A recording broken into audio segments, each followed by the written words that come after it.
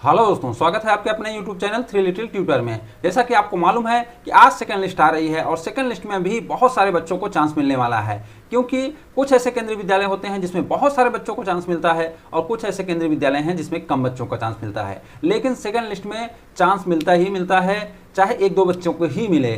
तो इस वीडियो में मैं लेकर आया हूं कि किन केंद्रीय विद्यालयों में ज़्यादा चांस बन रहा है, किन केंद्रीय विद्यालयों में कम चांस बन रहा है, और ये सब आप कैसे देख पाएंगे, कैसे जान पाएंगे। तो उसके लिए आपको हमारा पूरा वीडियो देखना पड़ेगा, अंत तक वीडियो देखिएगा, क्योंकि मेरे वीडियो में कुछ ना कुछ काम की जानकारी रहती ही रहती है। इसलिए आप लास्ट तक देखिए, हो सकता है आपके काम की जानकारी लास्ट में हो या बीच में हो या शुरुआत में हो। तो मैं इस उम्मीद के साथ ही वीडियो बनाता हूं कि जो भी मेरा व्यूअर है वो मेरा पूरा वीडियो देखेगा और लाइक और कमेंट भी करेगा। अगर आपको मेरे वीडियो में कुछ कमी दिखती है तो हमें कमेंट करके बताएं, हम आपके आभारी रहेंगे। चलिए वीडियो स्टार्ट करते हैं और देखते हैं कि आज आएगी सेकंड लिस्ट और कैसे देखें सेकंड लिस्ट। उसके बाद सीट से कम बच्चे को बुलाया गया है। बहुत सारे माता पिता का यह भी क्लेम था कि जितनी सीट है उससे कम बच्चे बुलाए गए हैं। साथ ही साथ सेकंड लिस्ट में कितना चांस है। तो चलिए वीडियो स्टार्ट कर लेते हैं। कब आएगी सेकंड लिस्ट? तो सेकंड लिस्ट आज आ रही है। अगर केवी की वेबसाइट पर कोई लिस्ट नहीं आती है और आपके बच्चे का नाम आ जाएगा तो आपको कॉल करके बताया जाएगा। सेकंड लिस्ट लगभग सभी केवी में आती है, तो आप ऐसे नहीं डरिए, परेशान मत होइए कि लिस्ट नहीं आई। अगर लिस्ट नहीं भी आती है तो जितने बच्चों का नाम आएगा उनको कॉल करना कंपलसरी होता है। वो कॉल करके आपको बताएंगे ही बताएंगे। इस बार भी जहां सीट कम खाली होगी वहां उम्मीद है कि लिस्ट ना आकर फोन से आपको सूचना दी जाएगी।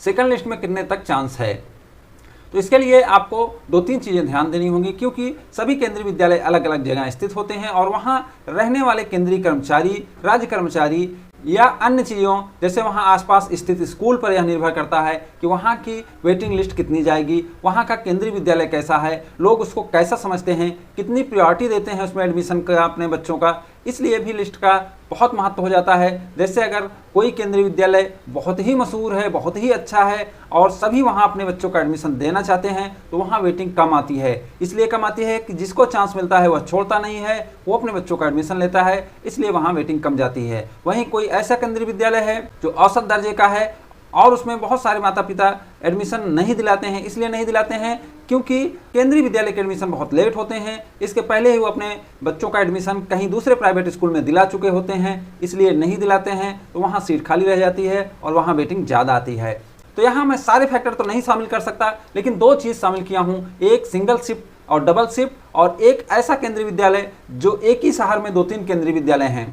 जैसे मान लीजिए आपका कोई बड़ा शहर है और उसी केंद्रीय विद्यालय में 8-10 किलोमीटर के अंदर 3-4 केंद्रीय विद्यालय हैं या 2 केंद्रीय विद्यालय हैं, तो वहाँ भी वेटिंग ज़्यादा जाती है, क्योंकि उस लोकेलिटी में फॉर्म भरने वाले सारे बच्चे दोनों या तीनों केंद्रीय विद्यालय में फॉर्म भरते हैं या दोनों या तीनों केंद्रीय विद्यालय को चुनते हैं और एडमिशन किसी एक ही में लेंगे। तो इस तरीके से मैं ये बनाया हूँ और इसमें आपको ऐसे बताऊंगा मैं। तो पहले समझ लेते हैं कि सिंगल शिफ्ट में कितना चांस है। तो ऐसे केंद्रीय विद्यालय जो सिंगल शिफ्ट हैं या एक शहर में एक ही केंद्रीय विद्यालय हैं, उनके लिए है कि सर्विस कैटेगरी में 7 से 9 तक वेटिंग जा सकती है, आरटी में 5 तक वेटिंग जा सकती है, और कास्ट कैटेगरी में वेटिंग बताना मुश्किल है क्योंकि इसमें एडमिशन ले चुके बच्चों को भी वेटिंग नंबर दिया जाता है, परंतु किसी किसी केवी में इसमें से भी बच्चे लिए जाते हैं।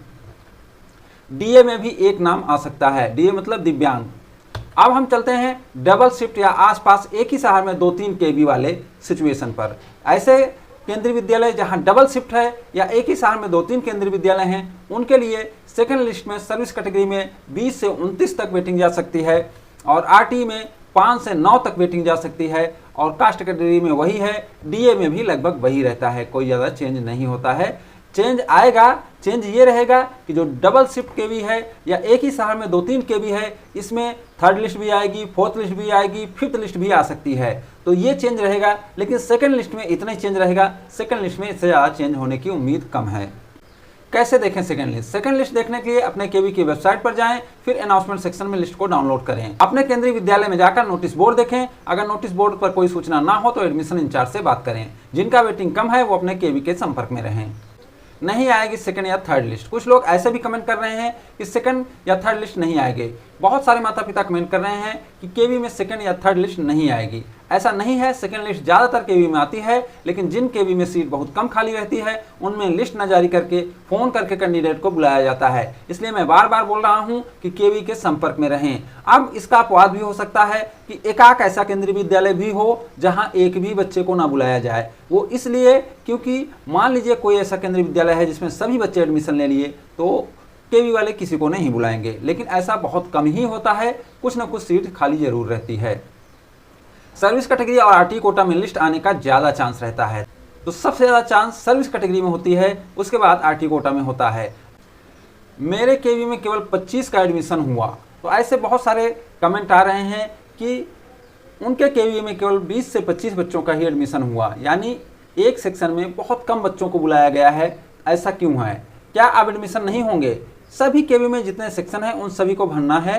जिस केवी में कम बच्चे बुलाए गए हैं उनमें आगे बुलाए जाएंगे और इन केवी में वेटिंग को ज़्यादा चांस मिलेगा।